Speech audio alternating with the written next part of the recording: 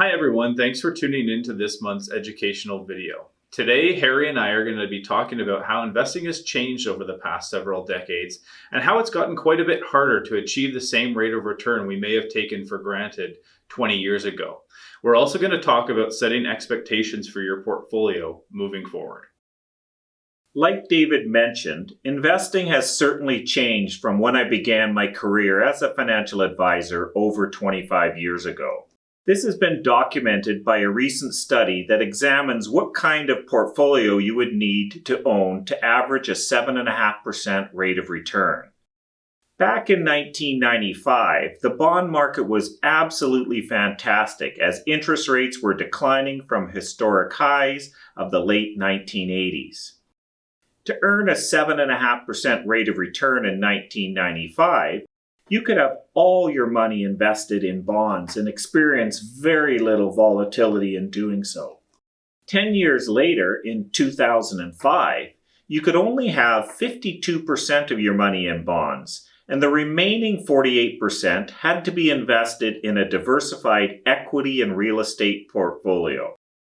Volatility, as known as standard deviation, increased by 50% from the 10 years prior to get exactly the same rate of return of 7.5%. If we were to fast forward again another 10 years to 2015, you could only have 12% of your portfolio in bonds, and the remaining 88% needed to be allocated to equities and real estate. The standard deviation increased 287% from 1995 to 2015 for the same 7.5% expected rate of return. A similar picture appears if we look at what would happen to the return of a portfolio over time if we kept the volatility static.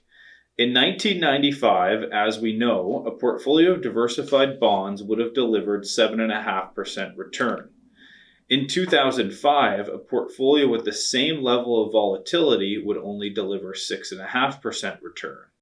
And in 2015, with the same volatility as a portfolio that would have generated 7.5% back in 1995, it would only have provided a 4.8% return in 2015. As the data shows, you can clearly see investing has become a lot more complicated from 20 years ago. The free lunch that bonds used to offer and with a lovely 7.5% return is no longer on the menu today. In order to get 7.5% today, you need to be prepared to invest the bulk of your portfolio in equities. So now Harry and I are going to talk about future expectations and what different types of portfolios should generate going forward. As part of the portfolio construction process, we identify your risk tolerance and your financial capacity for risk-taking and determine what type of portfolio will be suitable for you.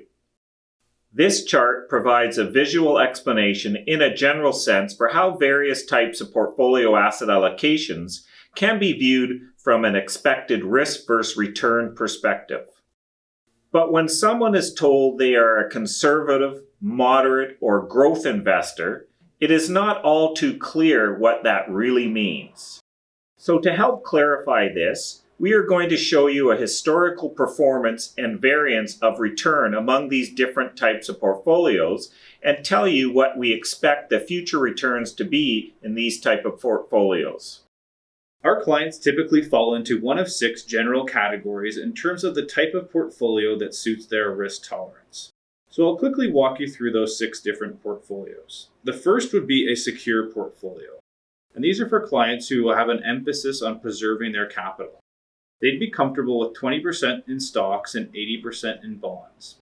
As you can see, the average annual return for this portfolio has been 6.6% per year, with the best year being 1982, up nearly 30%, and the worst year being 1931, down a little over 10%.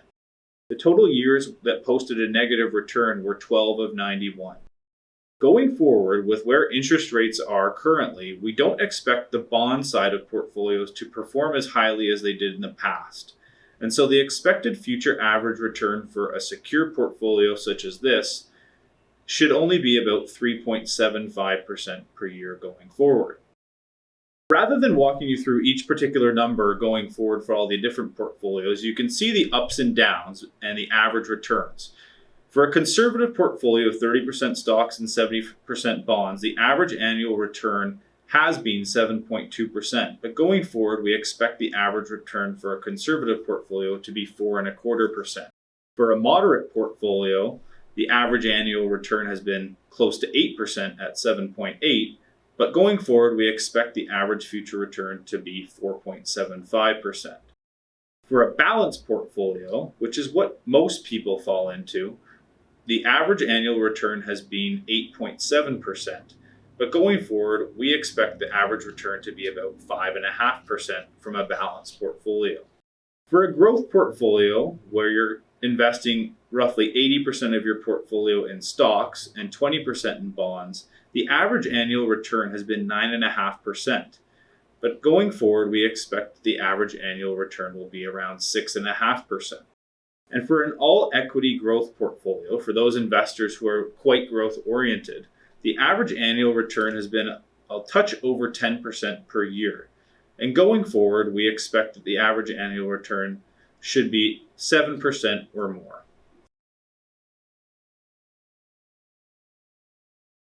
As always, if you have any questions about your asset allocation, the performance of your portfolio, please don't hesitate to give David or myself a call. Take care, guys. Bye-bye.